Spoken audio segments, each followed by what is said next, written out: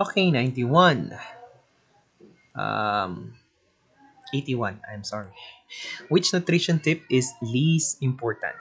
So, among the tips na nasa choices, hindi importante. Of course, take a dessert at the end of the meal.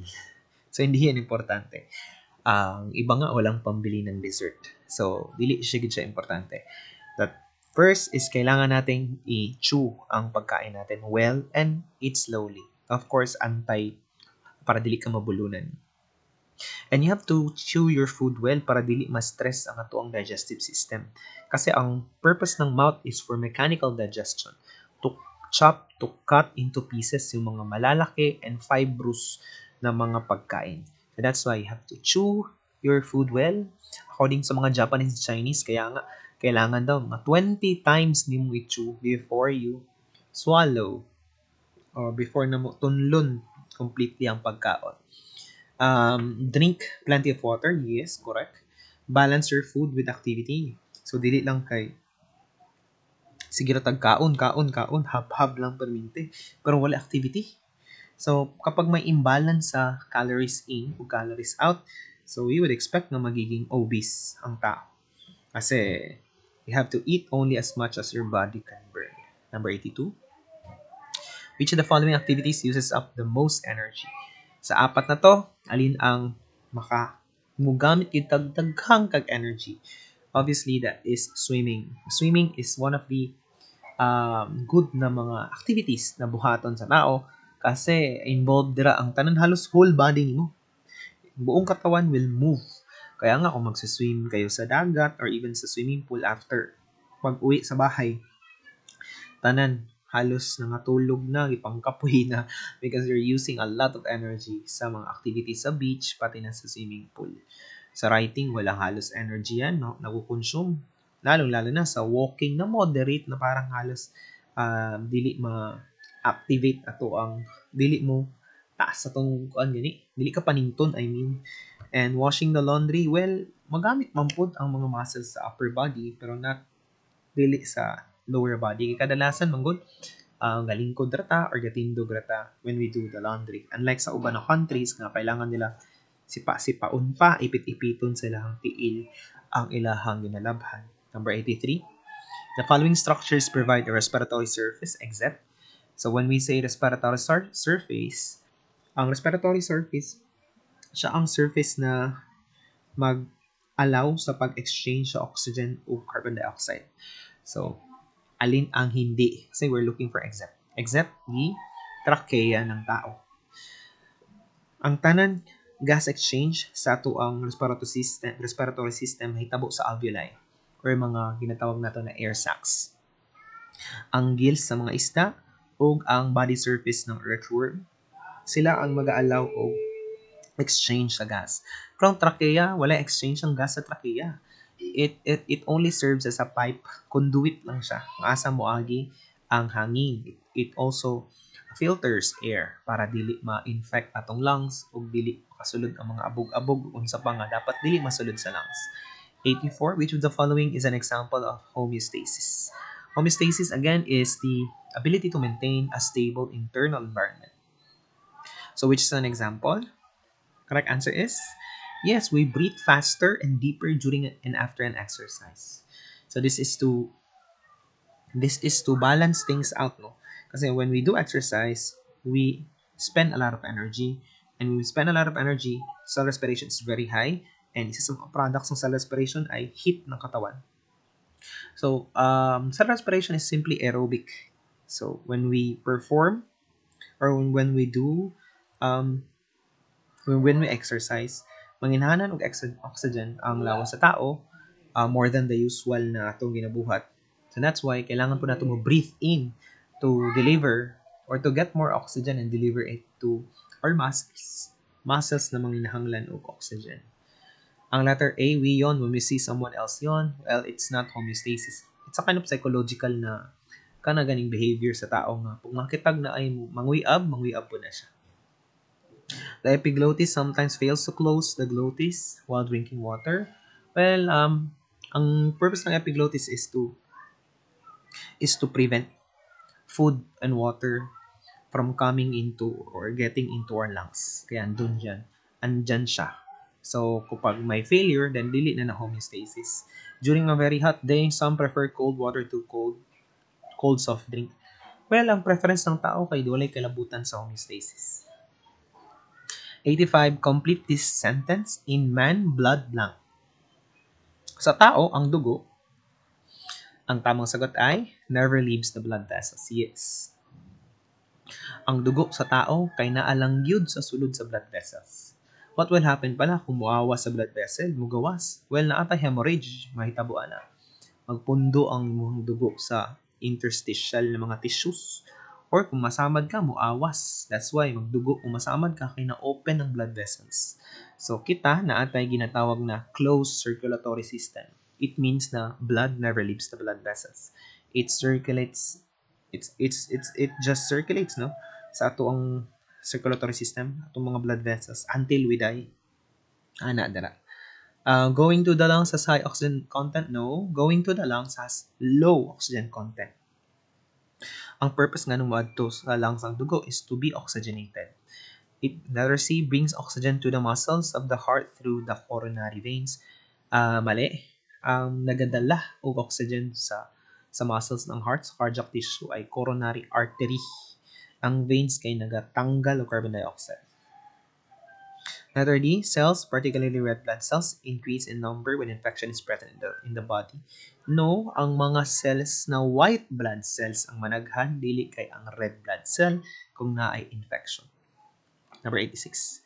All the following proteins are autotrophic except for.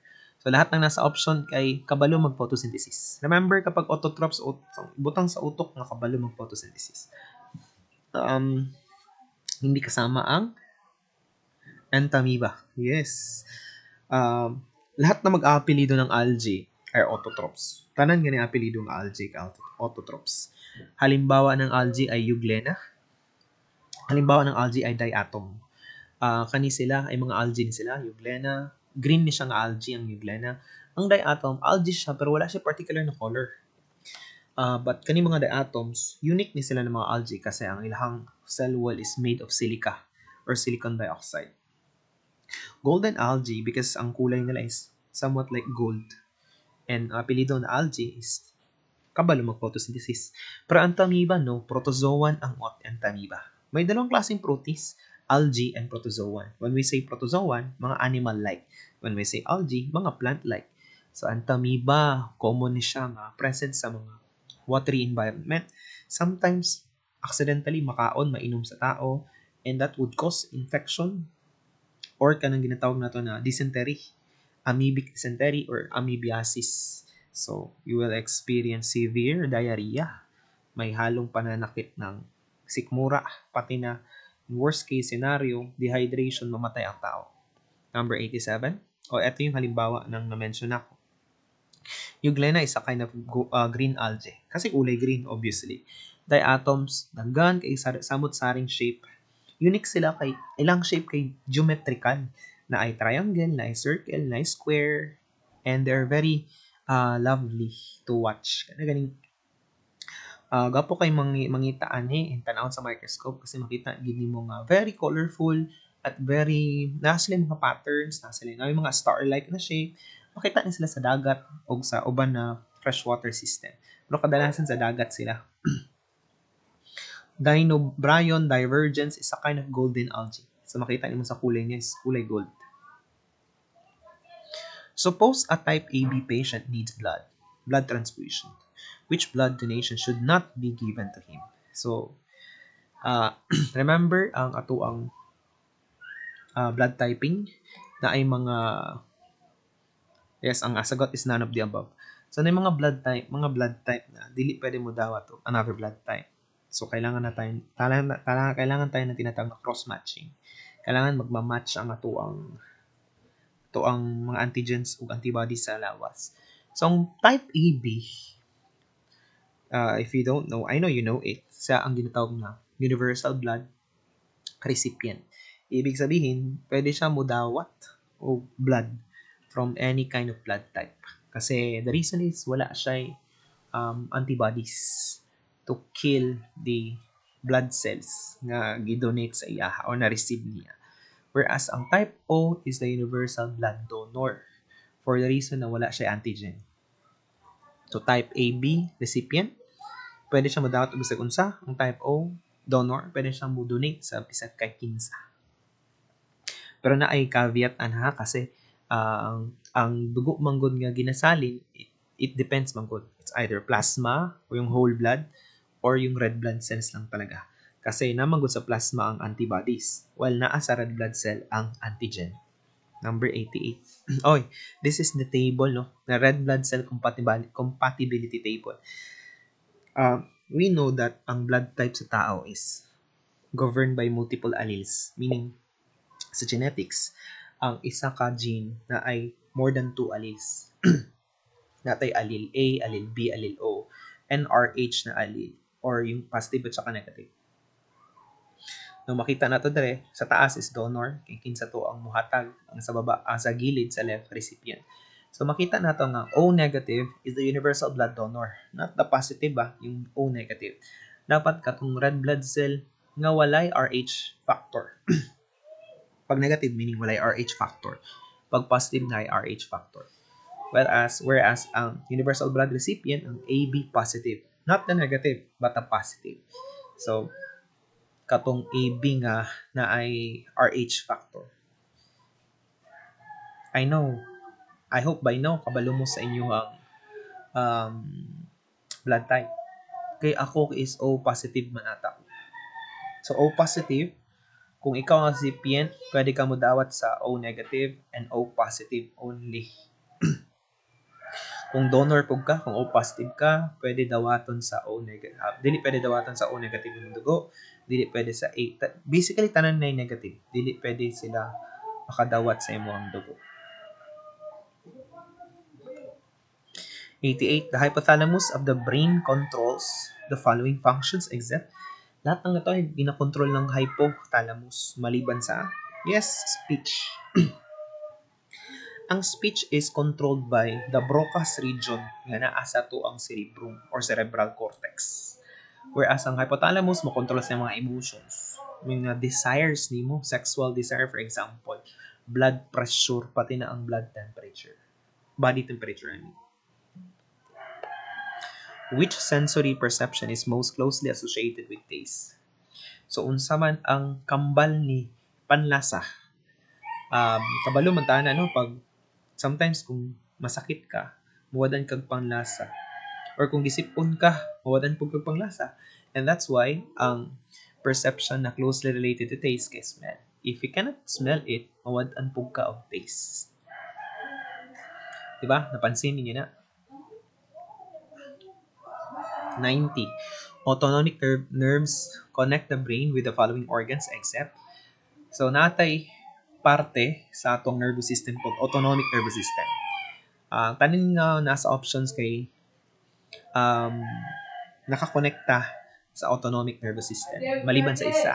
So, very important that we know that the autonomic nervous system, it controls yung mga involuntary na mga movements, yung mga processes sa kalawas nga dili makontrol sa tao consciously. So, katulad na lang ng mga internal organs. Tandaan ninyo nga tanan internal organs dili gina makontrol sa tao. You cannot control your liver, salivary glands, urinary bladder because they are under autonomic nervous system. Pero ang legs nimo sa imong muscles, you can control it. So katong makontrol nimo nga part sa imong lawas, wala sila sa autonomic gud nakakabit. Although naa gud sila gud kasi naamangod tay gapoy connection tanan atong brain sa every part of our body. Pero primarily, they are not controlled in majority ba? Sa majority ng mga processes, dili siya controlled sa autonomic. Kontrolado siya sa ginatawag natong somatic. So, naay duha ka branches autonomic and somatic. Autonomic nervous system katong di mo makontrol. Somatic makontrol nimo at will. Halimbawa, ng leg muscle. Try to lift your legs karon. Makontrol man nimo because that is under somatic nervous system. 91. Which of the following does not synthesize hormones? So, sa endocrine system, I hope nakabasa na mo ana. May mga glands sila nag-produce ng hormones. Pero na isa ka part na ay gland nga half of it dili mo produce og hormone. And that is the posterior pituitary gland. Ang adrenal cortex siya nag-produce sa kanang atong kanaganing stress hormones nato tulad ng adrenaline, cortisol. Hypothalamus is siya ang mo-produce og hormone and then ginadeliver niya sa posterior pituitary gland. Ang posterior pituitary gland, repository lang siya. Meaning, taguanan lang siya sa mga hormones na gina-produce sa hypothalamus. Then, pancreas, obviously, itong insulin at saka glucagon ay produkto o hormones ng pancreas. So, dahil na duha ka part ang pituitary gland. Ang pituitary gland is considered as the master gland ng endocrine system. Master because it controls all of the other glands sa endocrine system. Pero ang pituitary na duha ka parts, ang atubangan ug likod. Atubangan is anterior part, anterior pituitary, ang sa likod is posterior pituitary. Ang posterior, dili siya nag-produce og hormone. Iyaha lang is siya ang mudawat sa hormone na i-produce ni hypothalamus katulad ng ADH or antidiuretic hormone, siya ang mutagoan. 92. Which of these hormones controls the formation of antibodies? Sa apat na hormones na yan, sama ng responsible sa formation and development ng antibodies. Actually, dili gid antibodies. Ang cells na mag-produce sa antibodies o related sa production ng antibodies. Answer is yes, thymosin. Thymosin. Ang thymosin gina-produce sa thymus gland nga naa dapita sa tong dughan. And ang naay mga lymphocytes na ginatawag na T lymphocytes, the letter T there stands for thymus kasi doon sila nagmamature. And kani mga lymphocytes are related to antibody production and antigen antibody recognition. Thyroxine is produced by the thyroid gland. This is important for growth and development, metabolism. Insulin is produced by pancreas para mababa ang blood sugar level. Estrogen is produced by the ovaries for secondary sexual characteristics ng mga babae. 93, which of these areas has a pivot joint? Pivot, ito yung isa sa mga movable joints sa katawan na mo-allow og up to 170 to 180 degrees na rotation sa lawas. Correct answer is yes, between the atlas and the axis. Asa rin yung atlas at saka axis? Sa imong liog. So that's the reason nga nung makalingi ka sa left, makalingi ko ka sa right kasi ang dulo ng imuhang sa base mong skull o ang pinakauna nga vertebra sa katong bukog sa imong vertebral column ay connected through pivot joint. Kasama daw ni? So kana atlas is the first vertebra, axis is the second vertebra. So mutuyok ng duha para makalingi ka sa left and right. So except na lang kung naa kay sa tawag na stiff neck. Well, ang stiff neck, dili mo na sa atlas na axis. It's all about the muscles na nag-control sa rotation. Ang sakit, dili imuhang vertebral column. Ang between two vertebra, dili katong sa atlas sa axis. Tong the rest nga pababa, kato sa thoracic, sa lumbar, pati na sa ato ang sumaywan ako na mention. Padulong dito sa baba. Anay mga joints na nagadikit dahilan nga nung flexible ato ang vertebral column ganun makadoko kuan ka sa gilid kanaging mag-stretch ka sa gilid sa harapan ang mga muliyad ka halimbawa because na atay mga slightly movable joints sa ato ang vertebral column between the bones of the skulls kaning ato ang suture joints kung bata pa ta humok atong ulo di ba namatay kanang hubon kahit mong ulo. So, natay karon ang katong wala tay hubon ron kasi nag-fuse naman nato ang mga bones sa skull through suture joints. Shoulder girdle sa atong between atong abaga ug ato ang humerus na bones. Ang braso nato atong bukog na naa dira sa abaga kay na may joints dira ang tawagan na joint kay ball and socket. Which of the following structures are incorrectly matched? Wait. At first, marag lisod siya tanawon, di ba? Pero makita nimo ang iyahang relationship. Isa sa mga functions ng bukog is to protect the internal organs. So, we're looking for the bone at saka yung organs na ginaprotektahan nila. Halimbawa, ribs protect the heart. Ribs protect the lungs. Skull protect the brain. But your shoulder girdle does not protect your wrist. Kasi wala may ginaprotektahan ng shoulder girdle. Wrist, layo na kayo, meta. That's carpals, ang wrist. So, ang skull will protect the brain, ribs will protect the lungs and the heart. So, this is your shoulder girdle. Na atay clavicle, it's also a part ng girdle. Scapula, nasa likod. This is the scapula. And the joint between the humerus at saka ato ang scapulohumeral na portion. Mo na siya ang ato ang ball and socket joint. 95. The chromosome number of species. Halimbawa ang tao, ang chromosome number natin is 46. Is lahat. Yes, that's equal to the diploid chromosome number, meaning duha ka sets. Pag may tag, sa chromosome number sa tao, 46. Anong 46? Diploid na siya. Ang haploid sa 46, 23. B refers to the chromosome number of the somatic cell. So, ang diploid na cell is a somatic cell. Ibig sabihin, tanan cell sa tong lawas, maliban sa egg and sperm, ay tinatawag na somatic cell. Imong skin, somatic cell. Skin cell, somatic cell. Liver cell is a somatic cell. Heart cell is somatic cell. Tanan cell sa imong lawas, basta kay dili sperm ug egg, kay somatic cell. Tanan pod sila na ay 46 na number sa chromosome. C. Constant number for the organisms of the species generation after generation. Yes. Imong lolo na 46 na chromosome. Ikaw pod na, imong anak pod in the future na, ang apo nimo na pod 46. From the first human species na naglakad sa Earth, 46 na tadaan until karon. 96. Color blindness is an X-linked recessive trait in humans. What proportion of the male offspring of a colorblind man and a normal female is colorblind? So, color blindness, before ta mag-answer ani, isa sa mga ginatawag na X-linked recessive trait. Sabot ani is kaning genes naa sa X chromosome. Dili ni makitan sa Y. So, since ang babae na duha ka X chromosome, it would take 2 genes para ma-express ni sa babae.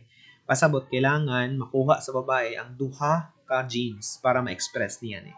So, naay babae nga naay color blindness, naay babae nga walay color blindness kasi nga recessive ang color blindness.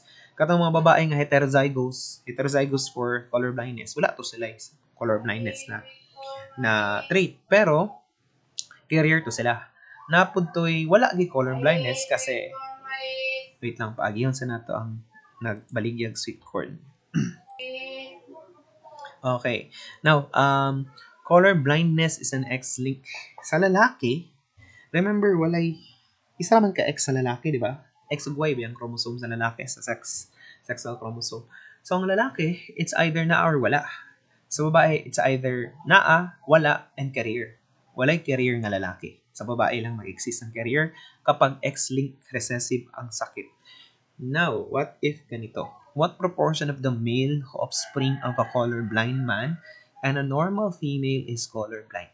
So, ang lalaki colorblind. Pasabot ang isa ka X chromosome niya, isa ra magid yung X chromosome, na ay genes for colorblindness. Ang babae kay normal, meaning wala siya trait o dili po siya carrier. So, ang answer kay 0%. Kung magbuhat ta og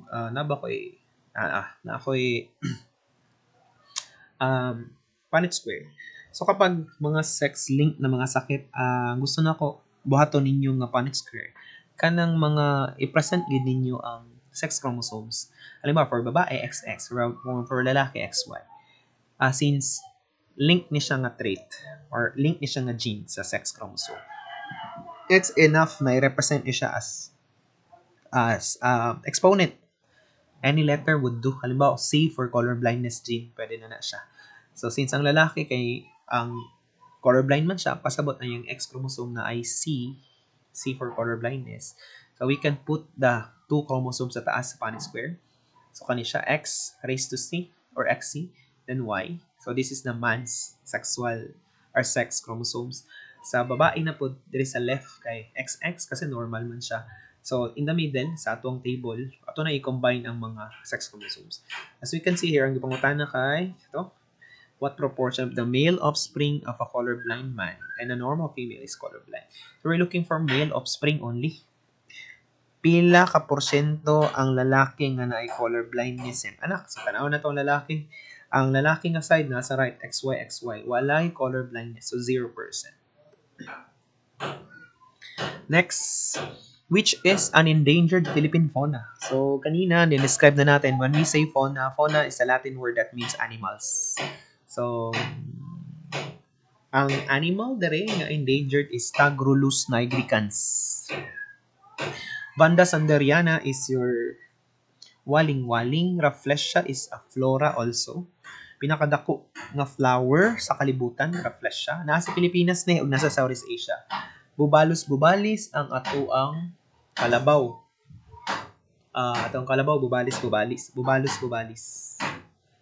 So dili man endangered ang bubalos-bubalis, pero ang Tagrulus nigricans or pilandok Palawan mouse deer is an endangered deer. Deer species na siya na kasing laki lang ng mouse.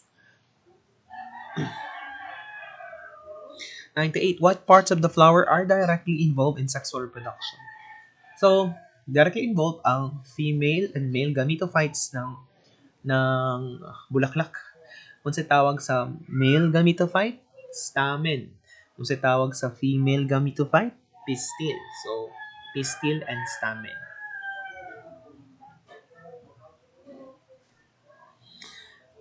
Ang tawag sa male reproductive structures again stamen. So just imagine yung word na men sa ending sa stamen, it means lalaki. Then pistil, pistil kay babae.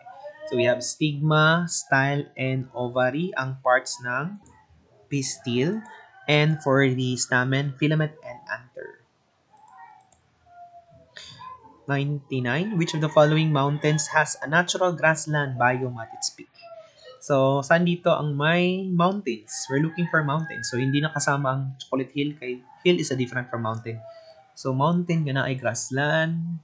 Ang Banawe Rice Terraces, dili man ni natural grassland. Although na mga grasses, pero this man-made. So, hindi siya kasama.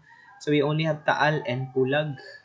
Dili pwede ang Taal kasi sa peak ng Taal kay crater. You know, Taal is a volcano, di ba? So, walay peak ang Taal, crater ang naa. So, Mount Pulag. Mount Pulag is the second highest mountain sa Philippines. First is Mount Apo, sunod is Mount Pulag. Mount Pulag, pwede ka mag-camping o tanaw o sceneries. 100, which of these does not describe a person with Turner syndrome? Turner. Ano bang Turner? Ang babae nga kulang og X chromosome. Usually, XX man ang babae, di ba? But then, ang mga Turner syndrome nga babae, isa lang iyang X chromosome. Sa alin dito ang hindi?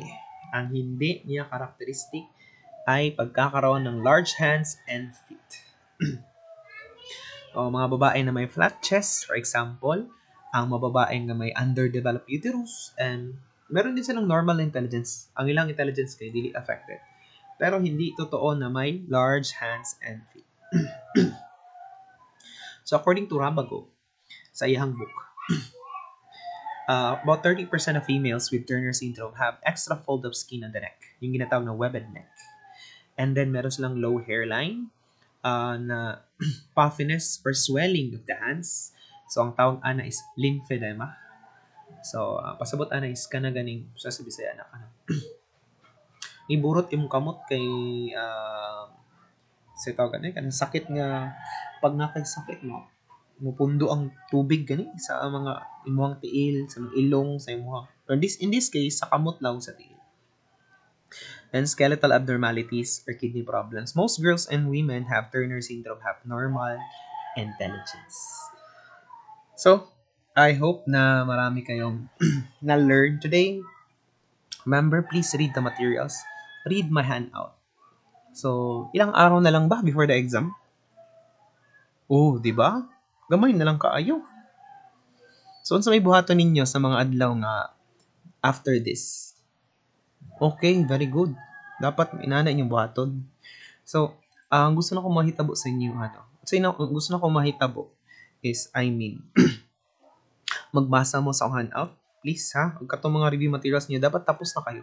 Katong magipamalit ninyo na MET, yung palit ninyo ng NCBTS, katong PNU, dapat by the end of July, human na to ninyo. Para sa August and September, akong mga handouts na inyong i-focus. Ha? Kuha ninyo. Unaha sa ninyo mga ipamalit ninyo. Pag human na sa katong mga handouts na nako. Memorize my handouts, please. Kung kaya niyo i-memorize. Paano ba study ng mga handouts ko? Again, ginabalik-balik ako sa inyo. Rewrite my handouts. Memorize. Then, after that, isulat ninyo balik sa isa ka clean piece of paper. Tanan nyo nga ma-remember sa handouts. It's an effective way of memorization. And according sa mga studies, 3 days lang actually nagtatagal ang learning. No? Mga new information, 3 days sila na magtagal sa utok. Kaya mga dili kay importante gani. Well, anyway, dagan mo tang gina-learn. So that's why nag-learn pa mo Prof Ed, Gen Ed, pati kani. That's why may mga information na nag-overlap. So according sa mga studies, 3 days lang tagalan na sa utak para inyong ma-recall. Make sure to recall things after 3 days. Halimbawa, inyo karon na-learn ninyo ni. Pagkasunod na pod nga tulo ka adlaw gikan karon. Sa Wednesday, for example, basahon na po ninyo ng questionnaire para mupilit good sa inyong long-term memory. Ayaw nyo pasagdaing nga mo fade ang memory after 3 days.